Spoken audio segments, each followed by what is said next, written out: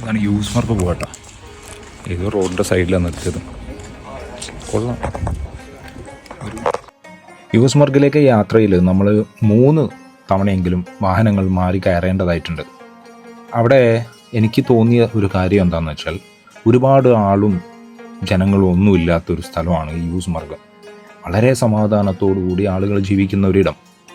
നമ്മളിവിടെ പമ്പിലേക്ക് കയറ്റിയിട്ടതാണ് പെട്രോൾ അടിക്കാൻ വേണ്ടി. അങ്ങനെ വീണ്ടും യാത്ര മുന്നോട്ട് തന്നെ പോവുകയാണ്. ഇത് 3ാമത്തെ വാഹനമാണ്. നമ്മൾ അവിടുന്ന് ശ്രീനഗറിൽ നിന്ന് 3ാമത്തെ വാഹനമാണ് മാറി കയറുന്നത്. പിൻസീറ്റിലാണ് നമുക്ക് സ്ഥാനം കിട്ടിയത്. അപ്പോൾ മനോഹരമായ ടെറൈന് മാറി തന്നെ നമുക്ക് ശ്രദ്ധിക്കാൻ പറ്റും. ഇവിടുത്തെ പ്രകൃതി തന്നെ മാറിയിട്ടുണ്ട്.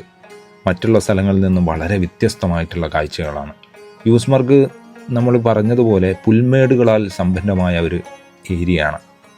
പുൽമേടുകളാണ് നമ്മൾ പലപ്പോഴും കാണുന്നത്. പലതരത്തിലുള്ള പുൽമേടുകൾ ഇവിടെ നമുക്ക് കാണാൻ സാധിക്കും.